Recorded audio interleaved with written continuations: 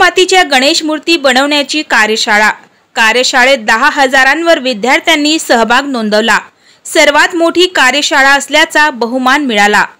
लवकरच आपल्या लाडक्या बाप्पाचे आगमन होणार आहे, त्यासाठी जय्यत तयारी केली जात आहे। दरम्यान अकोल्यात आज एका भव्य कार्यशाळेचे आयोजन करण्यात आले होते। शाडू मातीपासून पर्यावरणपूरक गणपती बनविण्याची ही कार्यशाळा होती। शहरातील विविध शाळांमधून आलेल्या चिमुकल्यांनी शाडू मातीपासून सुंदर गणेश मूर्ती तयार केल्या। या विक्रमी सहभागाची नोंद गिनीज बुक ऑफ रेकॉर्ड्स मध्ये सुद्धा घेण्यात आली आहे।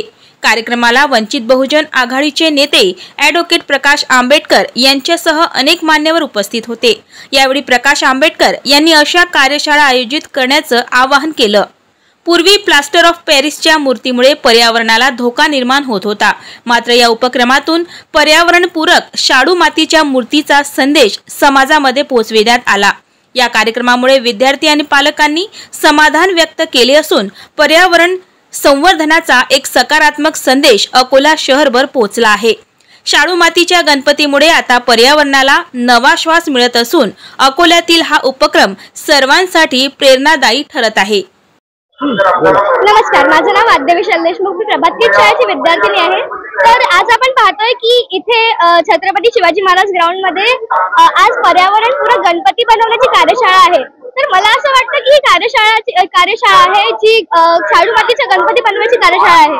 ही कल्पना खूप उत्कृष्ट आहे, कारण आजच्या काळात सगळे प्लास्टर ऑफ पॅरिस किंवा प्लास्टिकचा गणपती विकत घेतात आणि जे की बिलकुल चांगला नाही आहे। यामुळे आपल्या निसर्गाला हानी पोहोचू शकते आणि शाडू मातीचा गणपती बनवल्यामुळे शाडू मातीचा गणपती पाण्याच्या बकेटमध्ये लवकर विरघळतोही आणि तो एन्व्हायरमेंटला काही हानी पण नाही पोहोचू शकत। त्यामुळे मला असं वाटते की ही जी कल्पना आहे ती एवढी मोठी कार्यशाळा भरवलेली आहे शाडू मातीचे गणपती बनवण्यासाठी, तिकडे ते आम्हाला सांगत आहेत की शाडू मातीचा गणपती कसा बनवावा, हे आमच्यासाठी पण खूप चांगलं आहे। आम्हाला एक नवी कला सुद्धा शिकायला मिळते आणि शाडू मातीचे गणपती सुद्धा फार सोप्या पद्धतीने तयार होतात। धन्यवाद।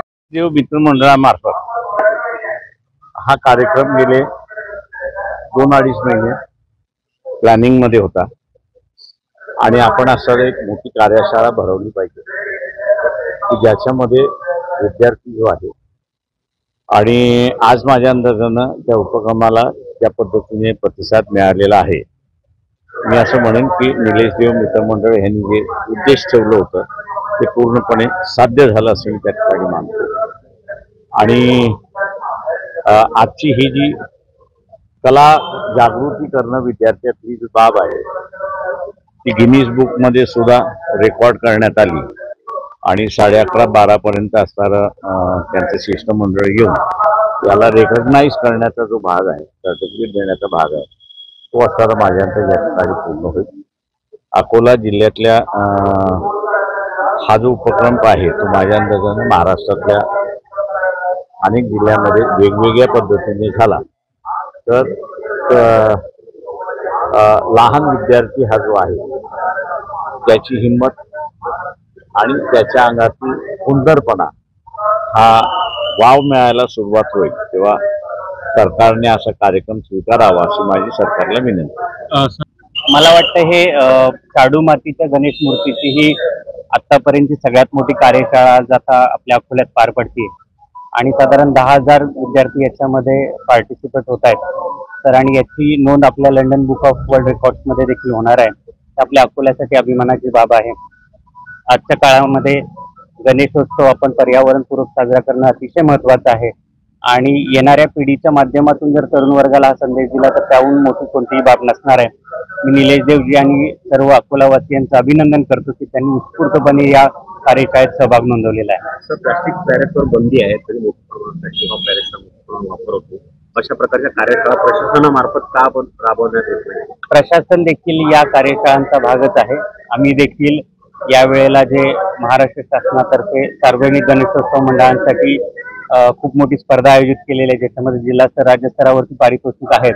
यामध्ये सार्वजनिक गणेशोत्सव मंडळांना हाच संदेश आहे की मोठ्या प्रमाणात आपण पर्यावरणपूरक गणेश मूर्ती तसेच ध्वनी प्रदूषण विरहित आपला उत्सव साजरा करावा, यासाठी प्रशासन देखील प्रयत्नशील आहे।